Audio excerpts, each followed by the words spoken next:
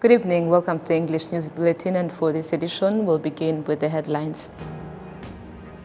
Members of Ndabaga, an organization of women who are former soldiers of the RPF Inkotanyi party and also those who were cadres of the party, emphasized their dedication to environmental conservation and the welfare of the population. E-commerce has continued to play a big role in the delivery of goods and services by Rwandan companies to both people within the country and beyond.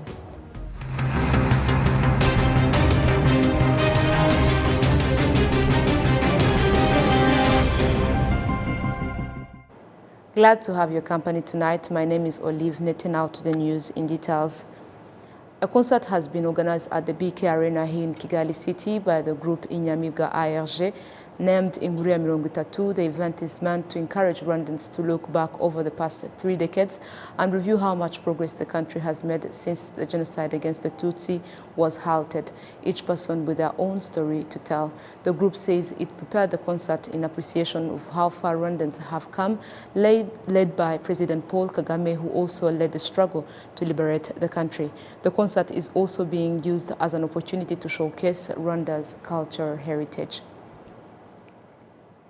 To more news, members of Ndabaga, an organization of women who are former soldiers of the RPF Inkotanyi and also those who were cadres of the party, emphasized their dedication to environmental conservation and the welfare of the population. They reiterated this commitment during a special community work event carried out in Bugesera district. Let's take a look at the details.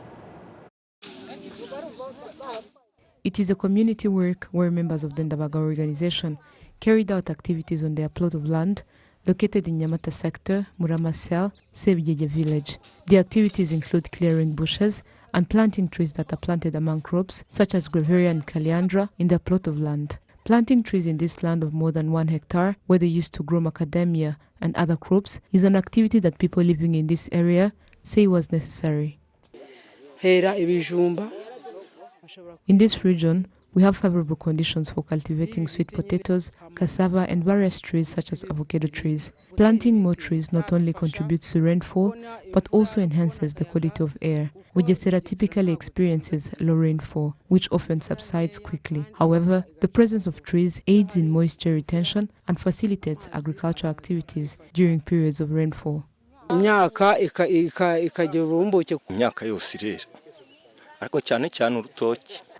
We cultivate various crops with a particular focus on bananas, yams, and beans. Planting trees is critical as they supply us with fresh air, and their presence can help attract rainfall. When we receive adequate rainfall, we can cultivate crops successfully, allowing us to generate income by selling them. This income can be used to cover expenses such as school fees and health insurance for our children. This community work activity coincided with the launch of an extensive program aimed at environmental conservation. It is expected that about 5,000 households across the country will receive 500,000 trees that are usually planted among crops and 350,000 fruit trees. The deputy head of the Ndabaga organization, Jean d'Arc Mukarunyange, emphasizes their commitment to environmental protection, particularly in areas with low rainfall. In areas devoid of trees, rainfall is scarce, making it essential to plant trees to attract precipitation. This initiative aims to safeguard our country from desertification. Moreover, we plan to extend tree planting efforts to hilly regions prone to landslides, mitigating this risk. By promoting tree growth, we not only ensure fresh air for our country, but also attract foreign visitors due to our environment. Protecting our land from landslides is a pivotal aspect of this endeavor.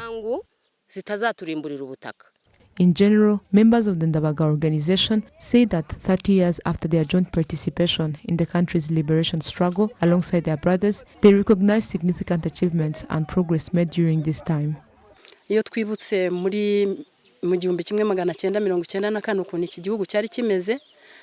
Reflecting on the progress from 1994 to the present day in 2024 fills us with joy, witnessing significant development in our country. We acknowledge that there is still a considerable journey ahead of us. One crucial issue we are committed to addressing is malnutrition and child stunting. To combat this challenge, we have planted fruit trees to ensure children have access to nutritious fruits.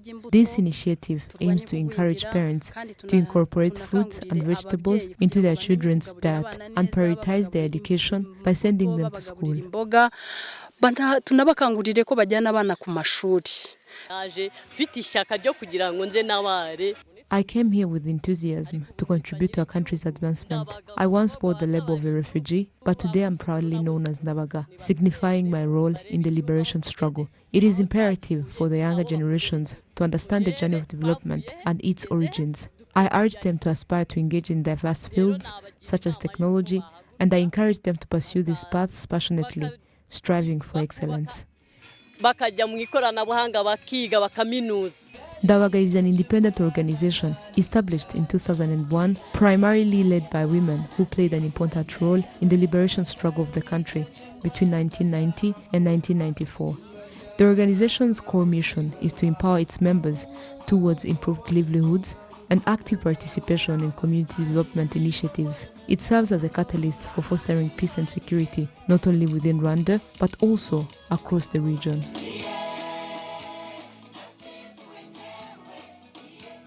To more news, research carried out by the Rwanda Network of People Living with HIV/AIDS has found that discrimination against such people in the country has significantly reduced compared to the period before 2009. Serge Honore with the details. The findings were noted during the network's consultative meeting on Friday, noting that the year 2020 saw a significant shift in perceptions towards people living with the virus. In relation to this evaluation, in fact, this was an evaluation that we are doing related to the stigma index that was done in 2020. Then we wanted to see how far the actors in this sector they have been implementing the recommendations. Then through this gathering that we had here, we have got more of other opportunities to gather information in related to the new research that is going to happen to do a next stigma index. In this, it was an opportunity for LPPs to really get the gaps that we need to align in the new stigma index research that will be happening before the end of this year. A number of different factors are responsible for this change, not least of all campaigns urging people not to discriminate others based on their HIV status. Kuri ubu ngubu mu gihugu hose dufite ibigo nderabuzima bigera hafi muri 600 mu gihugu hose. We now have close to 600 health centers countrywide, with every sector having one health center, and some have more than one. At all those centers, you can get antiretroviral drugs free of charge. We have also approved some private clinics to provide such services. The research collected information from 1,000 people in the 4 provinces, most of them women, including youths between the ages of 18 and 24, as well as adults above the age of 35. For the next survey, the Rwanda Network of People Living with HIV/AIDS has been asked to also consider sampling among sex workers. To business matters, e-commerce has continued to play a big role in the delivery of goods and services by Rwandan companies to both people within the country and beyond, while at the same time helping to make known what they have to offer. Last year, ICT contributed as much as 35% to the country's GDP. We have details. Rwandan e-markets like Olado have been growing in popularity, now listing more than 250 different products, 57% of them sourced locally. The site has more than 60,000 regular visitors with 6,000 clients around the world. Ibikomoka ku buhinzi nibyo cyane cyane bikunda kugurwa no ku isoko ryo hanze. Agricultural products are very popular, especially among clients abroad. For things like chili, we have a lot of demand in Europe and the US, with people buying large quantities. We help farmers to get their products to clients both here in Rwanda and abroad without them leaving their farms in the provinces. Our clients have a lot of confidence in our services with them making payments with their credit or debit cards and having their goods delivered with no problems. And when people have confidence in your services, they recommend them to others, growing your client base. We have more clients now and less challenges operating our business. Rwandan businessmen and women have now recognized just how important online businesses can be when striving for success.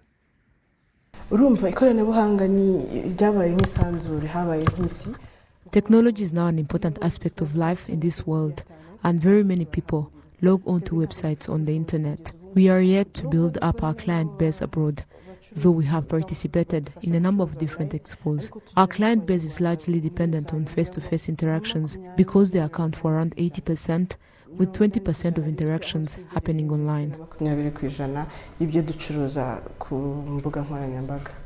Digital transactions increased from 4.6% in 2013 to 160.4% last year, with 3 trillion Rwandan francs transacted in 2019 and 24 trillion in 2023. The contribution of ICT-based services to Rwanda's GDP increased by 35% last year. So turimo turabona activity nyinshi cyane in terms of calling. We are seeing a lot of activity in terms of calling, as well as internet usage. Those are the two main drivers of the growth we are seeing in the ICT sector. In years past, the growth was driven specifically by investment, but now the usage of ICT services is what is spurring the growth. Indeed, it seems very few people carry cash around in Rwanda's urban areas. All of the services are now cashless, and all of our money is on our phones thanks to mobile money. And it is now very easy to transfer funds directly between phones and bank accounts.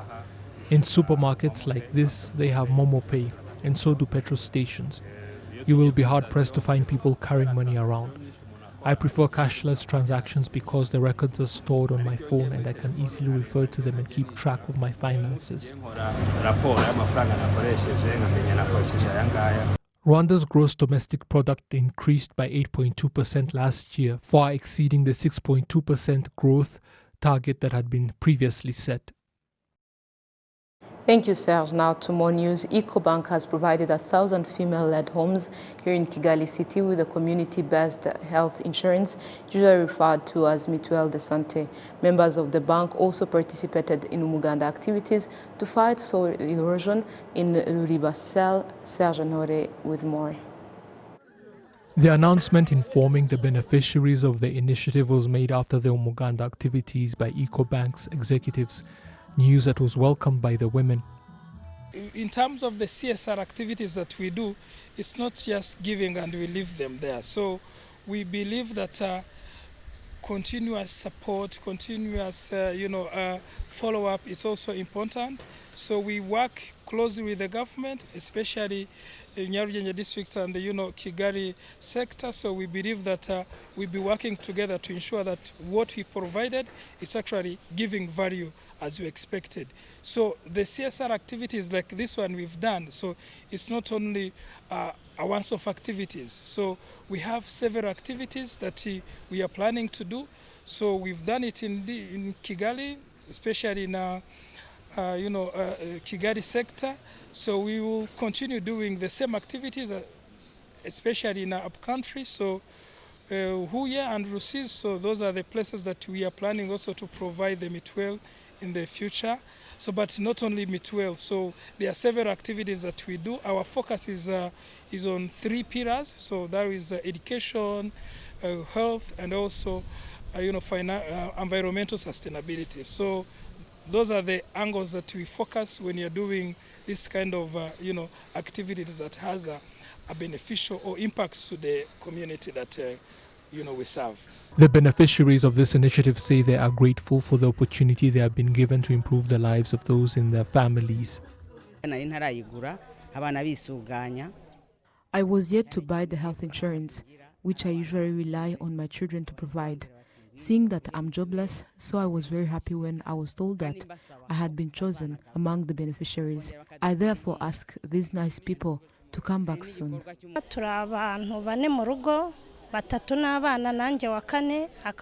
We are 4 people at home and 3 children and I.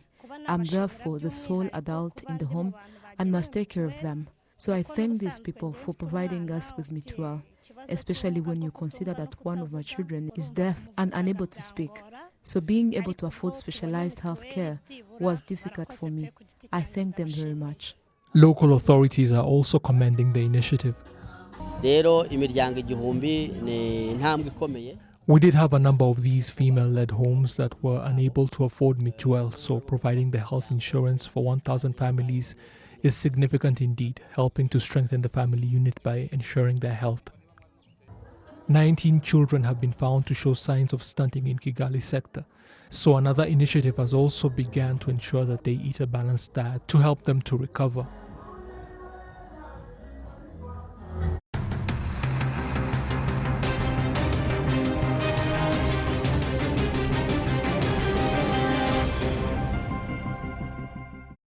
Welcome, dear viewers. In today's episode of our health segment, we'll speak about dental caries or tooth decay. Most of the times you see people with teeth which are becoming chocolate or any other color, or some are facing tooth loss and everything.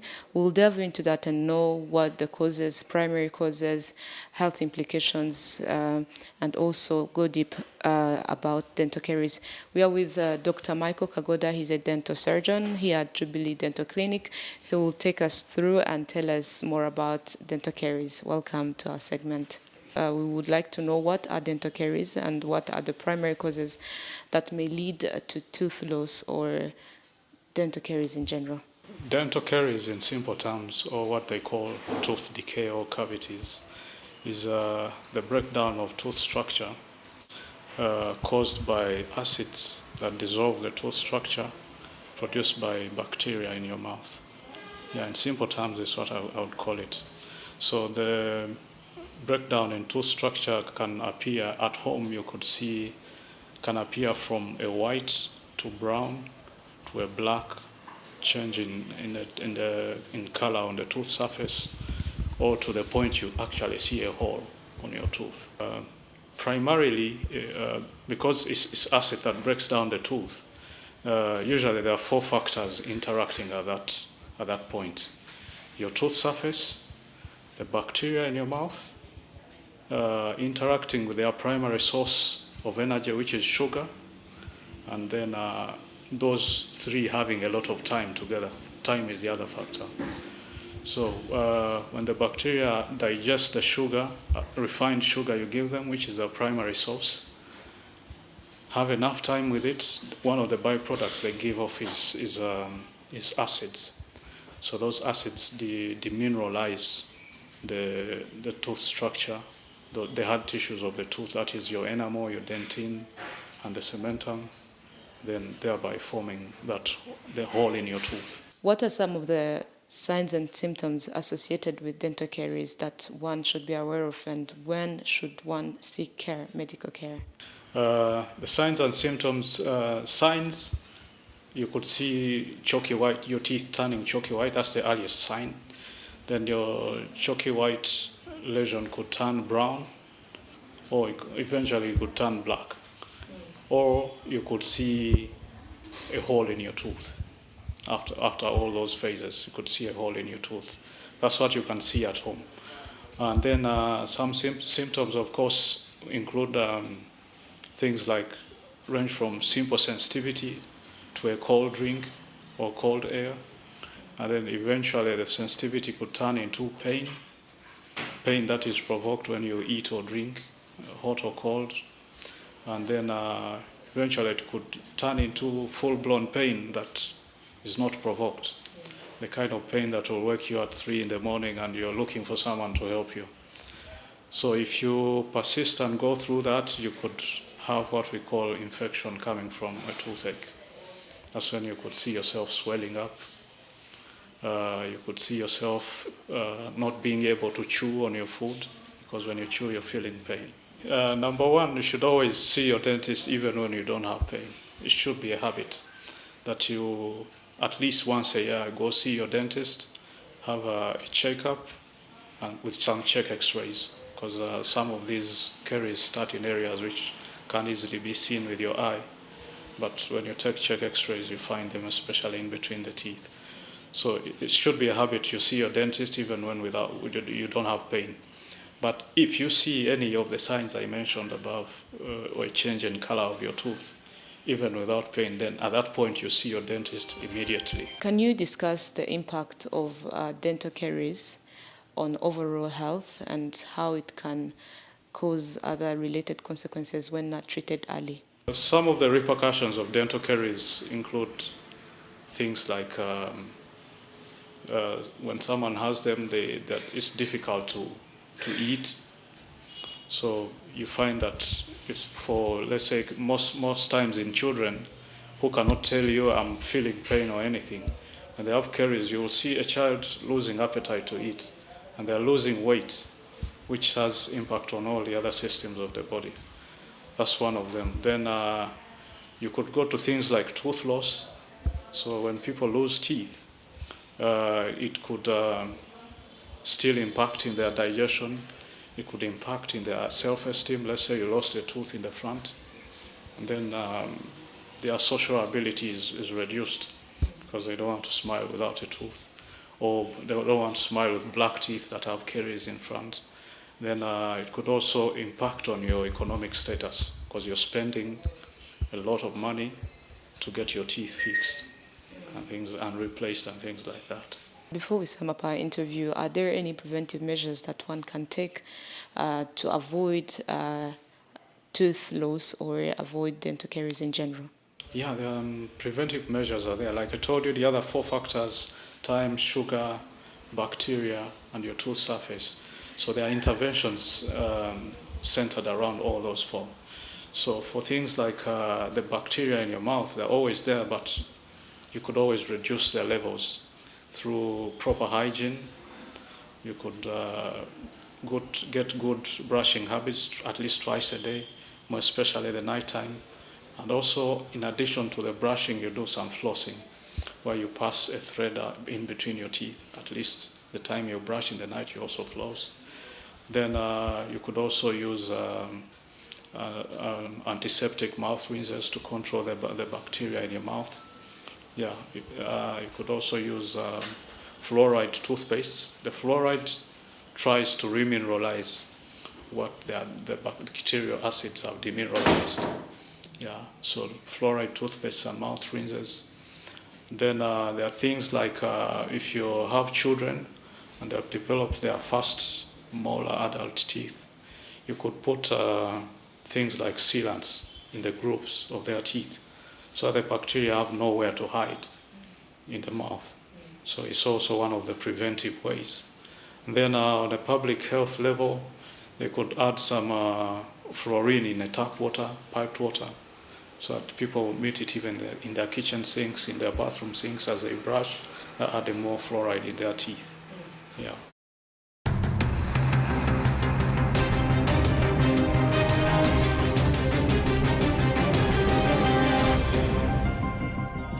And on behalf of the technical and news production team, thank you for being part of our news today. Enjoy your weekend. Take care and goodbye.